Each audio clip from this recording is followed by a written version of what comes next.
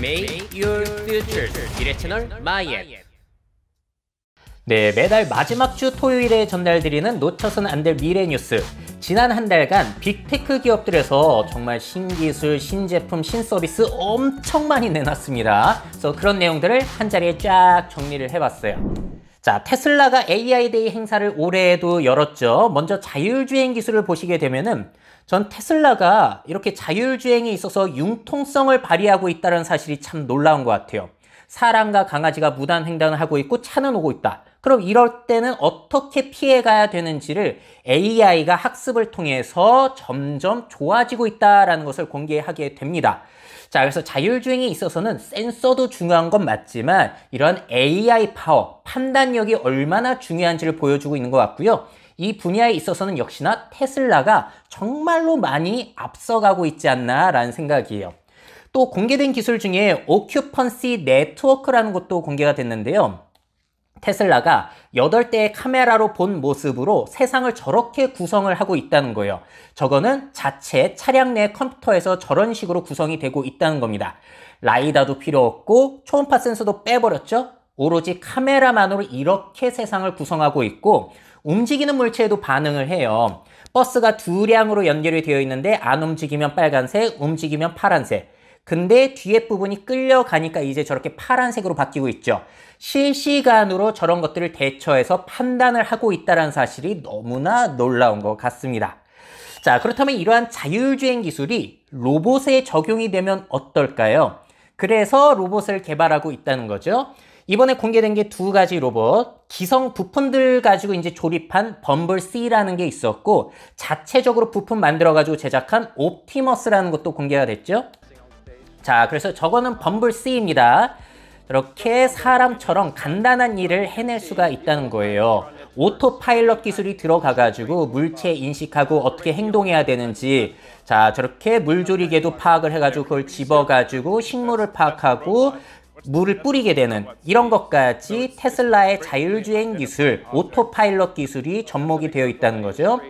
자, 저런 게 앞으로는 공장에서도 사람을 대신할 수 있다는 거예요. 그래서 휴머노이드로 만드는 거죠. 5손가락으로 물체를 집어가지고 옮기는 것까지 할 수 있을 것이다. 자, 그래서 최종적으로는 저런 옵티머스라는 로봇을 개발할 것이라고 하는데 아직까지는 팔을 움직이는 것 정도가 한계였습니다. 스스로 걷지는 못했죠. 자, 여러분들은 이번에 공개한 로봇 어떻게 보셨나요? 제 유튜브 구독자분들에게 여쭤봤더니 인상적이었다보다 실망스럽다가 살짝 높은 수준, 거의 반반으로 생각이 나뉘는 것 같아요. 자, 근데 아무래도 여기서 인상적이라고 판단이 되는 요소들을 찾아보자면은 일단 정말로 마음을 먹고 대량 생산을 하겠다라는 계획이 보이죠. 구동 장치들이 각 관절마다 다 다르면은 생산할 때 비용이 비싸지니까 비슷한 역할을 할 부품들을 추려가지고 대량 생산해서 최종적으로는 자동차보다 저렴한 3천만 원 이하로 내놓겠다는 거예요. 그래서 구동장치, 액추에이터가 총 6개로만 쓰인다고 합니다. 저렇게 회전하는 형태도 있고 상하로 움직이는 리니어 형태, 이렇게 6가지를 써서 비용을 확 낮춘다는 거예요. 진짜로 대량 생산을 하겠다는 거죠. 자, 그리고 5손가락을 굳이 하는 이유는 진심으로 사람의 일을 대신시키겠다는 거예요. 사실 로봇 공학적으로 보자면은 이렇게 5손가락으로 있는 것이 오히려 효율성을 떨어뜨릴 수 있는데 사람을 대신할 것이기 때문에 굳이 이거를 고집하고 있는 겁니다.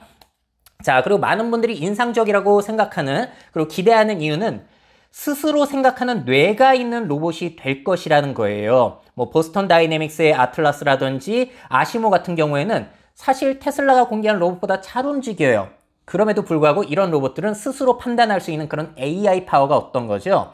그런데 테슬라는 아까 보여드린 오큐펀시 네트워크, 그 기술이 똑같이 로봇에게도 저렇게 적용이 된다는 겁니다. 그래서 이게 기대가 되는 부분인 거죠. 스스로 저렇게 돌아다니고 있고. 근데 또 다른 점은 뭐가 있냐면은 테슬라는 외부에 있기 때문에 위성 GPS 신호를 받는데 얘는 안 되잖아요. 그래서 로봇은 실내에 저렇게 컴퓨터 비전 기술을 이용해서 키 포인트를 찍어가지고 이동하는 기술 역시도 개발을 하고 있다는 겁니다. 그래서 자율주행보다는 훨씬 복잡해질 것임에는 분명해요. 그래서 자율주행은 이런 상황이라고 하더라도 아무래도 로봇이 생활을 하고 일을 할 때보다는 변수가 적을 텐데, 자, 이게 잘 될 것인지는 한번 지켜봐야 된다는 것이죠. 자, 여기에 대해서 더 버지 매체는 로봇 공학자들에게 한번 물어봤대요. 어떻게 봤냐고, 전문가들에게. 그 내용 몇 가지를 소개해 드리자면은, 짧은 시간 동안 만든 점은 진짜 대단한 것 같다. 이거는 정말로 너무 노력한 것 같다라고 인정을 해주는데, 보여준 능력은 그냥 휴머노이드 표준이고 가격도 내 연구실에서 살 때까지는 믿을 수가 없다는 거예요. 여러분들도 가격 믿으시나요? 자, 그리고 아시모 로봇과 유사한 개념이고 무겁고 서툴고 전력 효율도 떨어져서 신기함이 없었다라는 혹평을 내놓은 사람도 있고요. 자, 혁신은 거의 없었다. 5손가락은 불필요하고, 근데 좋은 소식은 머스크가 크게 생각하고 투자하는 것을 두려워하지 않는다는 것이다. 자, 그래서 이렇게 부자인 사람이 그 기술을 휴머노이드, 우리 인류가 꿈꿔왔던 일부 사람이 그걸 위해서 노력하고 있다는 것 자체가 상당히 기대가 된다는 거죠. 자, 그리고 몇몇 멋진 액추에이터와 시뮬레이터를 만들었지만 이것들 중 어느 것도 최첨단 기술은 아니지 않냐라고 해서 좀 그렇게 높이 평가하지 않는 이런 의견들도 있었습니다. 자, 여러분들은 테슬라의 로봇 어떻게 보셨나요? 머스크는 앞으로 이런 로봇이 우리의 노동, 삶을 바꿔놓을 것이라고 하는데 한번 지켜보시죠. 자, 메타가 새로운 기술과 제품을 공개했죠. 먼저 퀘스트 프로라는 제품. 자, 중요한 사실은 커브드 셀 배터리가 뒷면에 장착이 됐기 때문에 무게 균형이 잘 맞을 거예요. 앞에 있을 때는 무거웠던 게 저렇게 뒤로 갔으니까. VR 몰입을 위해서는 주변 시야 가림 장치를 자석으로 탈부착할 수 있고, 빛을 여러 번 굴절해서 보여주는 팬케이크 렌즈를 탑재해서 퀘스트2보다 디스플레이가 40% 얇아졌다. 그리고 LCD 디스플레이가 퀘스트2보다 픽셀 수가 인치당 37% 더 많고 색상 대비는 75%가 향상이 되었다고 합니다. 퀄컴 스냅드래곤 XR2 플러스가 탑재된 최초의 제품이고요. 그래서 VR에 최적화가 되어 있어서 50% 더 많은 전력에 더 나은 발열 제어가 가능하다고 합니다. 또 컨트롤러도 바뀌었죠. 카메라가 저기에 자체적으로 달려 있어서 3D 공간을 파악합니다. 헤드셋 카메라에서 벗어나더라도 공간을 탐지할 수 있다는 거. 그리고 저 끝에 스타일러 팁을 꽂으면 실제 화이트보드나 책상 위에 그리거나 적을 때 그 실제 느낌을 좀 더 줄 수 있다는 거예요. 그래서 이 제품이 출시가 됐죠. 우리 돈으로 치면 뭐 216만 원 정도라고 볼 수가 있을 텐데 비싸잖아요. 그래서 일반인들 용도라기보다는 기업용으로 일단은 내세우고 있고, 우리 첨단 기술을 갖고 있는 거 지금 다 때려 박으면 이런 거 되거든요. 이런 거 저렴해지면은 여러분들 생활에 쓸 거예요 라는 걸 보여주는 느낌도 강한 것 같아요. 그래서 이거 사다가 뭘 할 수 있냐? 일단 퀘스트2보다 해상도가 4배 좋아졌기 때문에 가상 모니터로 작업이 가능하다는 거죠. 텍스트도 읽을 수 있을 정도니까. 그리고 이 RGB 카메라로 세상을 보는 방식이기 때문에 작업에도 좋다는 거예요. 퀘스트2는 흑백으로만 보여줬죠. 그래서 각가지 영역에서 업무용으로도 쓸 수 있는 그런 제품이라는 것을 내세우고 있고, 또 신기한 점은 내부에도 카메라가 달려있기 때문에 사용자의 표정을 아바타에 전달할 수가 있게 되었다. 그래서 소셜, 사교 목적으로도 좋다는 거예요. 저 여성분이 실제로 파이를 먹고 있으니까 저 안에서도 오물오물하고 있는 거죠. 저런 것들이 실제적인 느낌을 좀 더 줄 수 있다는 것이고, 또 혼합 현실에서 만나서 함께 협업을 할 수 있는 매직 룸이라는 거, 이거는 내년에 서비스가 되기를 목표로 개발을 하고 있다고 합니다. 자, 정리해보자면 이거는 혼합 현실, 믹스드 리얼리티 기술이 탑재된 VR 헤드셋이라고 해야 될지 MR 헤드셋으로 해야 될지 좀 혼재된 그런 제품이에요. 무게는 퀘스트2보다 좀 더 늘어났고요. 그리고 퀘스트2보다 1회 충전 시 사용시간은 줄어들었습니다. 1시간에서 2시간 정도 사용이 가능하고, 이거는 생산성, 창의적 작업, 멀티태스킹을 위한 장치를 지향하고 있어서 게임 용도보다는 이런 쪽으로 많이 강조를 하고 있어요. 또 놀라운 점은 PC, 스마트폰으로 할 수 없는 일을 가능하게 해주는 새로운 표준을 제시하고 있다는 거죠. 물론 이게 더 좋을지는 모르겠으나 누군가가 스마트폰 PC만 생각하고 있을 때 새로운 제품을 거대한 자본력으로 계속해서 투자를 하고 있다는 사실은 인류에게는 뭐 좋을지도 모르겠습니다. 그래서 이 퀘스트 프로의 기능이 앞으로 소비자용 장치에도 적용이 앞으로는 될 것이라는 거예요. 퀘스트 3, 퀘스트 4 어디에 들어갈지 모르겠습니다. 자, 그래서 제 유튜브 구독자에게 여쭤봤더니 어떻게 보셨냐고 퀘스트 프로. 자, 지금 보니까 실망스럽다가 2배 정도 많았습니다. 아무래도 가격적인 부담을 많이 생각을 하신 거 아닐까라는 생각이 들고요.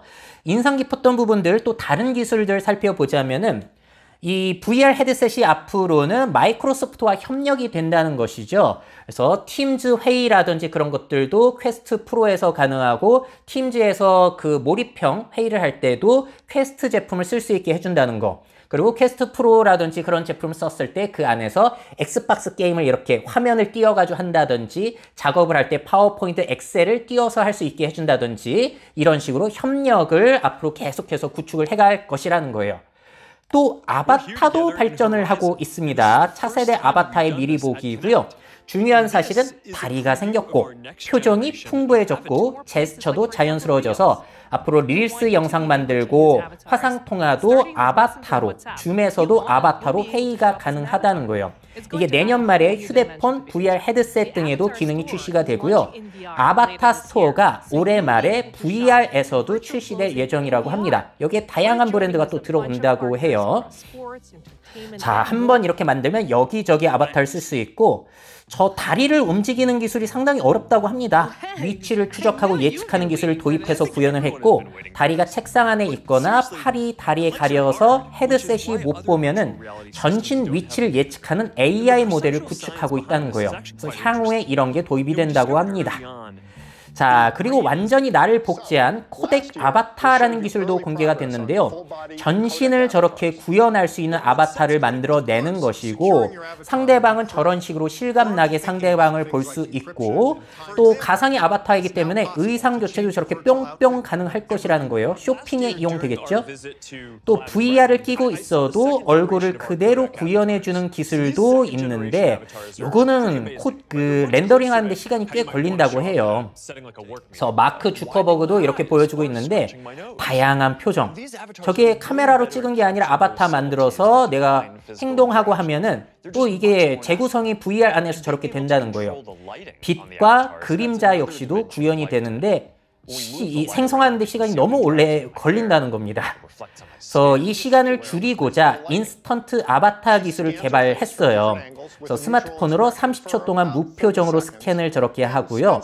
또 1분 30초 동안 다양한 표정을 지으면은 가상의 아바타, 실제 모습 그대로 구현이 된다는 겁니다. 그래서 스마트폰이나 VR에서 사용 가능한 실감나는 아바타가 되는 건데 아직도 렌더링은 몇 시간 정도가 걸리고 아까 보여드린 그런 코덱 2.0 수준은 아직까지는 안 된다고 해요. 자, 그리고 EMG 손목밴드의 연구 성과를 또 보여줬어요. 마크 저커버그가 실제로 저렇게 헤드셋을 끼고 돌아다니면서 손가락 까딱까딱 하면서 기능을 제어하고 있는 거예요. 손가락을 튕기고 뒤집고 하는 것만으로 제어가 된다는 것이죠. 메시지도 저렇게 응답을 해주고 있고요. 사진 찍는 기능도 불러오고 있습니다. 앞으로는 더 넓은 대역폭으로 자연스럽게 작동하도록 연구 중이라고 해요. 자, 그래서 이 두 사람이 사용하고 있는 모습을 보면은 손가락을 까딱까딱 하니까 캐릭터가 움직이잖아요. 근데 손의 움직임은 사실 사람마다 미묘하게 다릅니다. 그래서 사람이 기계한테 행동을 맞추는 것이 아니라 AI 기계가 사용자를 학습하고 적용할 수 있게, 그럼 이걸 학습을 하다 보면은 정말 손가락을 미세하게 움직이더라도 의도를 파악해서 기능을 저렇게 구현해 줄 수 있다는 거예요. 손가락 거의 안 움직이는 것 같죠? 근데 저런 거 학습으로 가능하게 하겠다는 겁니다. 이 기술은 왜 중요하냐면요. 사실 영화 마이너리티 리포트 보면 미래 컴퓨터를 막 이렇게 손으로 제어하잖아요. 멋있죠. 근데 실제로 해보면 팔 아프고 허리 아파서 이렇게 하겠냐고요. 우리에게는 손가락만 까딱까딱 해가지고 뭐든지 기능을 제어할 수 있는 키보드와 마우스가 있는데, 근데 VR 공간 안에서 이렇게 손목밴드로 그냥 의도를 가지고 잠깐만 손을 움직여도 제어를 할 수 있게 된다면은 정말 나중에는 키보드, 마우스보다 훨씬 편리한 수단이 나올 수도 있다는 거죠. 자, 그래서 저도 이거 보면서 와, 신기하다. 이게 미래지라는 생각이 들다가도 잠깐 차분히 생각을 해보니까 근데 잠깐 이런 생각을 전에도 했었던 것 같은데 되짚어 보니까요. 자, 2015년에 마이크로소프트가 공개한 이 홀로렌즈 이거를 봤던 그 신기함과 똑같더라고요. 혼합 현실로 가능한 일들은 이미 2015년에 충분히 놀랐는데 이거는 불편하고 흐릿하고 비싸다 보니까 대중화가 되진 않았죠. 선명도를 빼면 사실 퀘스트 프로 시험과 많이 다른가 싶기도 하고요. 자, 2016년에 가상공간 안에서 사교하겠다는 걸 이미 보여줬어요. 와, 정말 미래에는 저렇게 모여서 놀고 업무도 하겠네. 근데 같은 기술인데 저 때는 소셜 VR, 지금은 메타버스라고 용어만 바뀌었죠. 자, 2019년에 공개한 소셜 VR, 이것도 요번에 공개한 기술과 그렇게 다르지 않습니다. 그래서 이때 이미 놀랐던 것이 또 한 번 재현이 되고 있고 다음에 퀘스트2 발표와 함께 업무용으로 사용할 수 있다라고 야, 이렇게 되면 모니터 필요 없겠네. 이미 놀랐던 거예요. 근데 저 때만 하더라도 카메라로 혼합해 주는 게 흑백이었는데 이제는 칼라로 된다는 거고 손목 밴드 역시도 2021년에 이미 공개가 됐죠. 3월에. 야, 이거 잘만 되면 대박이겠다. 그래서 다 놀랐던 건데 메타버스라는 이름을 포장하고 보니까 저도 또 새롭게 놀라더라는 거죠. 그래서 참 애매합니다. 조금씩 발전이 되고 있고요. 근데 이 와중에 월스트리트 저널에서 고춧가루를 뿌렸죠. 메타의 플래그십 메타버스가 기대에 못 미친다는 내부 문서가 공개됐다는 거예요. 그래서 부제목이 대부분의 호라이즌 방문자는 첫 달 이후 돌아오지 않는다. 텅 빈 세계는 슬프다라는 이야기를 합니다. 월간 활성자 수 목표 50만 명이었는데 28만 명으로 축소했다고 하고요. 사용자들이 첫 달 사용 이후로 앱으로 돌아오질 않는데요. 학벌 썸머 수영장 파티에는 여자가 오지 않고 살인마을에는 죽일 사람이 없다고 합니다. 창작자들이 만든 세계의 9%만이 최소 50명 방문한 적이 있다고 하고요. 퀘스트의 사용률은 3년간 지속적으로 감소 중이라고 해요. 제가 말씀드렸죠. 처음엔 신기하지 쓰다가 안 쓰는 사람이 너무 많아요. 그래서 얼마가 팔렸냐는 또 그렇게 중요한 지수는 아닌 것 같습니다. 그래서 안 쓰는 이유, 아바타에 다리가 없는 등 사람이 진짜처럼 보이지 않는다라는 불만이 있었다고 하는데 사실 설문 참여가 514명, 설문할 사람 자체가 일단 부족했다는 거예요. 자, 그리고 VR 챗, 세컨드 라이프에 비해서도 사용자 수가 너무 떨어진다는 거예요. 아니, 메타 직원들도 이용하지 않으면 어떻게 소비자가 좋아하겠는가라는 내부 문서가 있었다고 합니다. 현재 월간 활성자 사용자가 20만 명 미만인데 페이스북, 인스타그램, 왓츠앱을 합치면 월 35억 명인 걸 생각해 보게 된다면 너무 많은 차이가 있다는 것이죠. 자, 여러분들은 메타의 신제품과 연구 기술들 어떻게 보셨습니까? 신기하긴 한데 전에도 놀랐던 신기함이고 야, 퀘스트 프로 좋은 거 같은데 한번 살까? 근데 사서 뭐하지? 다른 사람도 사야 그렇게 화상회의라도 할 텐데 그리고 화상회의 제가 강의를 한다고 치더라도 아니 그거 사용하려면 또 갑자기 주섬주섬 꺼내가지고 이거 끼고 찾아서 해야 될 텐데 귀찮아가지고 그냥 노트북으로 하지 않을까? 라는 생각도 들고요. 자, 이런 기능들이 다 들어가고 가격도 100만 원 이하가 되게 된다면 다른 사람들도 좀 쓰게 될까? 그럼 그때 사야 될까? 다양한 생각이 들기도 합니다. 자, 구글 서치온 2022년 행사에서 새로운 검색 기능들을 공개했는데 신기해요. 자, 여기서 내놓은 슬로건은 검색을 보다 자연스럽고 직관적으로 바꾸겠다는 겁니다. 그래서 타이핑만이 검색은 아니라는 거거든요. 일단 구글 렌즈를 이용해서 멀티 서치. 자, 이거는 저렇게 사진을 찍고 나서 추가적으로 검색이 가능한데 저렇게 타일하고 적게 되면 저 이미지의 타일을 찾아서 보여준다는 거예요. 쇼핑에 유용하겠죠? 베이글 사진을 찍고 나서 지갑이라고 치게 되면은 저 베이글 모양의 지갑 있을까요? 정말 있다고 합니다. 그래서 이런 걸 찾아준다는 거예요.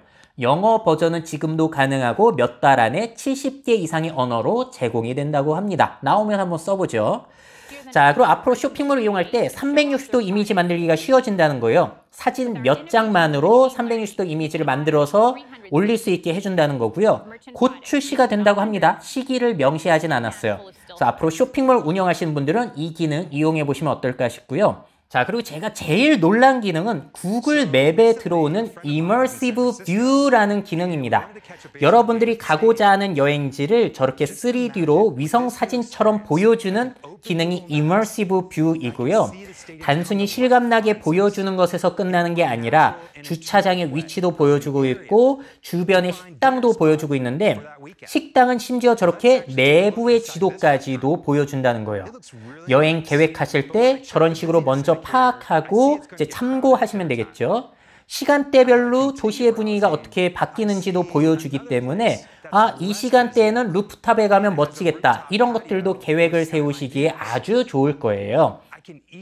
자, 그리고 여기에서 끝나는 것이 아니라 전 너무 신기한 게 저렇게 내가 가고자 하는 날짜를 선택하게 되면은 그날의 날씨까지 예측을 해가지고 그 분위기를 또 구현해 준다고 합니다. 그러니까 너무 여행 계획 세울 때 도움받을 만한 기능인데요. 이거는 몇 달 안에 5개 주요 도시를 먼저 출시를 하게 되고요. 나머지는 내년부터 업데이트가 될 예정이라고 해요. 나오면 우리 한번 써보죠. 자, 그리고 이미지 번역 기능, 여행 갈 때 아주 유용하죠. 간판이나 메뉴판 자동으로 번역을 해주게 되는데 앞으로는 그거를 좀 더 자연스럽게 혼합을 해준다는 거예요. 이미지에 번역을 한 다음에 또 이미지에 자연스럽게 텍스트가 혼합이 될 수 있도록 여러분들은 그냥 AR 카메라 저렇게 켜 놓으시고 찍게 되면은 자연스럽게 번역을 해줘가지고 훨씬 메뉴판이라든지 포스터라든지 그런 것들을 자연스럽게 보실 수가 있습니다. 자, 또 이 검색 기능에 지속 가능성을 생각한다는 건데 이거 너무 놀랍더라고요. 먼저 어떤 자동차 루트를 찾을 때 친환경적인 루트를 찾아준다는 거예요. 탄소 배출이 적은 방식으로.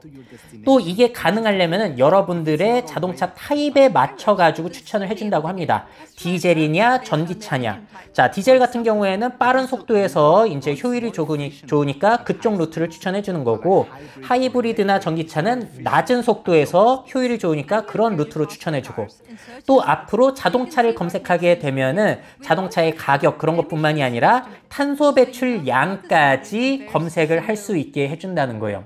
앞으로 이런 기능들은 굉장히 유용하지 않을까 싶습니다. 자, 그래서 미래의 검색은 어떻게 바뀔까를 기대하게 해주는 사례였어요. 자, 어도비사에서 AI를 활용한 다양한 기술을 개발하고 있는데요. 그거를 살짝 공개하는 스닉스라는 행사가 있었습니다. 자, 클레버 컴포지츠, 한마디로 똑똑한 합성이라는 기능을 개발하고 있는데요. 자, 도로를 저렇게 갖다 놓고 카라고 검색을 하게 되면 자동차를 저렇게 이미지 보여주는데 저거를 합성하게 되면은 제대로 합성이 어려울 수 있잖아요. 그래서 도로를 클릭하고 자동차를 검색하면은 도로 위의 자동차를 알아서 찾아주고요. 그래서 클릭을 하게 되면은 저 안에 있는 자동차의 이미지를 자동으로 합성을 해준다고 합니다. 근데 또 놀라운 점은 자동차의 크기, 그림자까지도 자동으로 합성을 해준다는 거예요. 자, 여기에서 그 자동 크기 조절, 그리고 자동 그 그림자 조절은 여러분들이 또 선택을 하셔가지고 없앨 수도 있다고 합니다. 자, 앞으로 합성이 굉장히 쉬워지겠죠. 그리고 All of Me라는 프로젝트도 있는데요. 이거는 내 사진 중에 저렇게 잘려있는 크롭된 사진을 가져와가지고 지금 다리가 없잖아요. 근데 다리가 있는 것처럼 합성을 해줄 수가 있다는 거예요.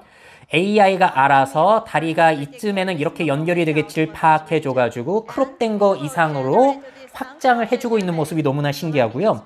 저 안에 있는 가방을 클릭하게 되면 가방을 없애주는 기능도 있습니다. 자, 이거 신기하죠? 심지어 지금 짧은 치마를 입고 있는데 치마 길이를 늘릴 수 있도록 저렇게 쭉쭉 그리게 되면은 알아서 치마를 길게 만들어주는 AI 합성 기술 역시도 개발 중이라는 거예요. 자, 이게 가능하다 보니까 아예 그냥 내가 입은 옷 전체를 바꿔놓을 수 있습니다. 패턴을 넣게 되면 거기에 맞춰서 바꿔주기도 하고 저 안에 셔츠가 될 수도 있고 블라우스가 될 수도 있고 다양하게 정말로 나의 모든 것들을 다시 구성할 수 있게 해준다는 거죠. 자, 그리고 아티스틱 씬이라는 건데요. 자, 지금 내 친구의 사진을 여러 각도로 몇 장을 찍어 놓고 그거를 폴더째로 그냥 가져다 놓게 되면은 그걸 이어서 마치 3D 영상처럼 저렇게 모델링을 해준다는 겁니다. 또 여기에서 끝나는 것이 아니라 이렇게 3D로 재구성된 것을 스타일을 이미지를 갖다 놓게 되면은 그 스타일로 변환이 된다는 거예요. 자, 저런 식으로 예술적인 모습을 만들어낼 수 있어서 artistic scene이라는 거죠. 이걸 개발 중이라고 합니다. 또 다른 이미지 갖다 놓게 되면은 또 그 이미지 스타일로 바뀔 수 있다라는 거. 좀 재밌죠? 이게 어떻게 쓰일지 한번 지켜보시고요. 또 신기한 기능. 모션 믹스라는 것도 있어요. 자, 이거는 내가 집에서 찍은 사진 한 장, 그리고 모션을 나타내는 그런 동영상, 이미지 파일을 합성하게 해주는 기술이에요. 그래서 원래 사진은 내가 춤을 추지 않지만 그 모션에 따라서 내가 움직이는 게 합성이 자연스럽게 된다는 겁니다. 자, 배경도 바꿀 수가 있고, 그리고 나의 크기라든지 위치도 조정이 가능하다고 해요. 웃기죠? 자, 이러면 사람 바보 만들 수도 있을 것 같은데, 악용하게 되면은 아내 사진도 갖다 놓고 둘이서 춤추는 모습을 보여주고 있고요. 또 행동 그 모션 데이터 같은 경우에는 인터넷에 돌아다니는 싸이 그 강남 스타일 영상을 또 갖다 두게 되면은 갑자기 두 사람이 강남 스타일을 추게 되는 거예요. 웃기죠? 이런 기술을 개발 중이라고 합니다. 또 실용적인 기술로는 벡터 엣지라는 기술인데, 우리가 어떤 상품의 디자인을 할 때 로고를 박으려고 해도 일일이 저렇게 각도를 조절을 손수 했어야 되는데 저걸 자동화해 준다는 거예요. 이미지를 끌어놓게 되면은 뭐 모서리라든지 굴곡에 따라서 제가 알아서 휘어지고 접히고 한다는 겁니다. 역시나 AI 발달 덕분에 저게 가능해지고 있다는 것이죠. 정말 AI 기술이 이미지 분야에 있어서는 잘 쓰이고 있는 것 같아요. 제품 디자인할 때 저런 식으로 활용을 할 수가 있을 것이다. 또 다음에 인스턴트 애드라는 것은 움직이는 내 동영상에 어떤 그림을 합성하게 되면은 알아서 저게 휘어지고 틀어지고 찌그러지고 다 알아서 된다는 겁니다. 자, 동영상이 합성하는 기술도 편해지고 있고, 글씨를 갖다 놓게 되면은 그 글씨 역시도 그 카메라 앵글에 맞춰서 알아서 저렇게 바뀐다. 야, 영상 작업하기 진짜 편해지고 있죠. 그래서 다양하게 쓸 수 있게 되지 않을까 싶기도 하고, 내가 손으로 막 그림을 그리더라도 저게 또 카메라 앵글에 맞춰가지고 알아서 저렇게 움직인다고 해요. 자, AI 기술 덕분에 그래픽 작업이 얼마나 쉬워지게 될지 한번 기대해 보시죠.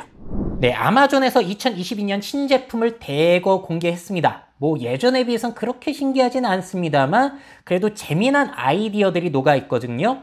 먼저 헤일로 라이즈라는 수면을 도와주는 제품이에요. 저건 센서가 달려가지고 손목 시계라든지 밴드 그런 거 차고 자지 않더라도 접촉 없이 수면을 파악해주는 제품입니다. 얼마나 깊이 잠들었는지 그런 것들을 저렇게 센서를 이용해가지고 움직임 파악, 소리 파악해서 알려준다는 거고요.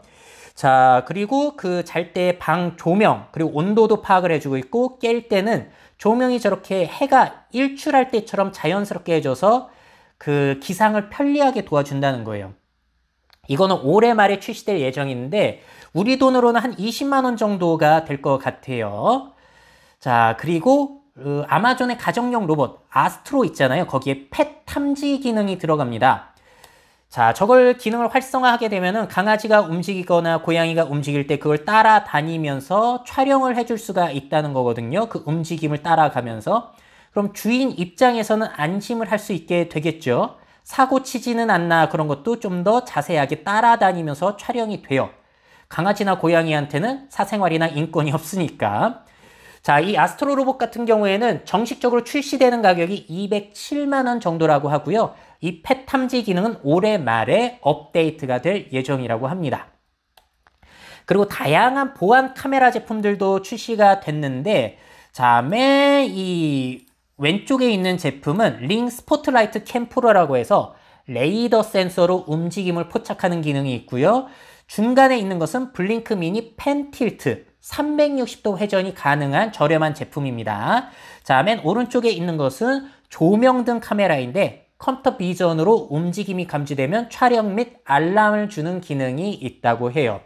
그래서 이 아마존은 이런 제품들을 혼합해가지고 보안 쪽에 도움이 될 수 있다고 강조를 하고 있어요.